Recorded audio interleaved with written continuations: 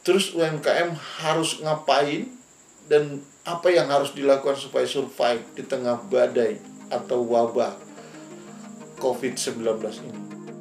Jumpa lagi dengan saya Albert Marbun. Tapi sebelumnya jangan lupa like, subscribe, dan pencet tombol loncengnya supaya setiap kali ada informasi terbaru Anda diberitahu. Ada produk nih ya dari Vikika Cake and Snack.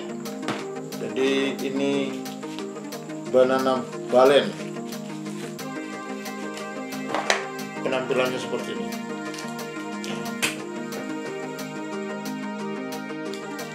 Kemasannya seperti ini dan cukup menarik ya. Jadi bagi Anda yang suka produk ini bisa menghubungi langsung ya dengan 085137456555 dengan ownernya langsung, pemilik perusahaan Vikika Family Food Semarang. Pemerintah sekarang ini sangat serius untuk menanggulangi wabah COVID-19 ini. Segala upaya dilakukan, mulai dari pencegahan dan pembatasan-pembatasan. Apa yang harus dilakukan UMKM? Ada beberapa hal memang yang perlu dilihat. Pertama adalah kita harus lihat data atau fakta.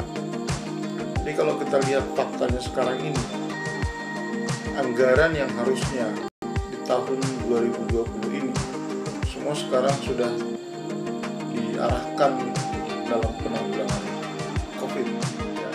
Karena sekarang penyusunan anggaran untuk 2021 pasti diperkirakan akan banyak upaya atau anggaran itu untuk menanggulangi hal-hal yang sudah terjadi di 2020 ini ya. Jadi ekonomi diantaranya, ekonomi mikro terutama ya, itu sudah remuk. Nah, untuk mengembalikan ini supaya bisa lebih baik seperti atau setidaknya sama dengan 2020 sebelum virus corona ini, tentu tidak mudah. Saya yakin tidak. Jadi bisa dibayangkan anggaran yang terbatas itu masih harus juga menanggulangi kerusakan-kerusakan yang terjadi di 2020 diakibatkan virus. Nah, situasi itulah yang akan kita hadapi ke depan. Nah, terus bagaimana UMKM supaya bisa survive? Satu adalah dia harus melakukan manuver ya. Artinya mungkin yang tadinya dia jual A misalnya ya, produk A gitu, dan sudah mandek, otomatis dia harus mencari produk alternatif yang memang laku di saat kondisi yang seperti sekarang ya. Misalnya kalau pangan itu ya, dia lebih banyak sekarang main di ramuan-ramuan atau buat jamu herbal dan sebagainya ya, atau minuman-minuman kesehatan itu yang banyak masih dicari gitu ya, laku.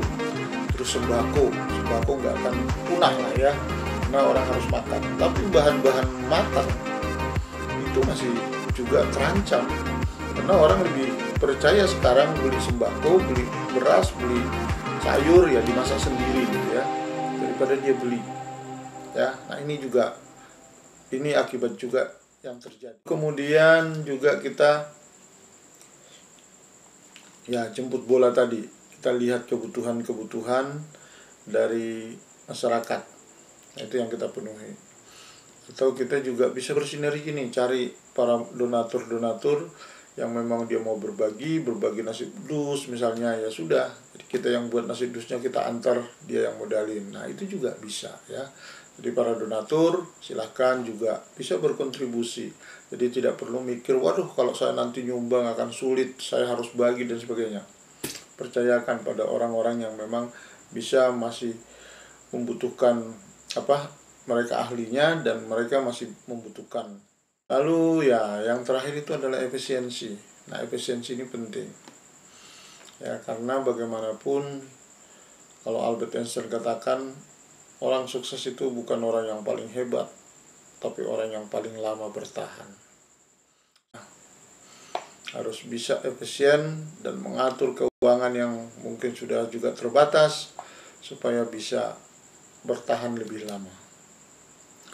Jadi tetap semangat, ikuti aturan SOP yang sudah dijalankan supaya ini bisa lebih cepat berakhir. Di satu negara bisa berhasil karena warganya disiplin. Nah, kalau hal yang sama diterapkan di satu negara lain yang tidak disiplin, pasti juga tidak akan berhasil, akan lebih lama. Jadi kita harus tetap percaya, kita berdoa, tetap berusaha. Semoga Tuhan menyertai kita semua dan kita bisa melewati badai COVID-19. Sampai jumpa lagi. Terima kasih.